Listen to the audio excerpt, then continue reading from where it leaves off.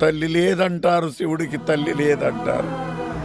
తల్లుంటే జడలట్లు కట్టనిచ్చేనా? తల్లుంటే పులితోలు చుట్టనిచ్చేనా? తల్లుంటే విభూతి రాయనిచ్చేనా? తల్లుంటే శ్మశానాల తిరగనిచ్చేనా? తల్లి లేదంటారు, శివుడికి తల్లి లేదంటారు.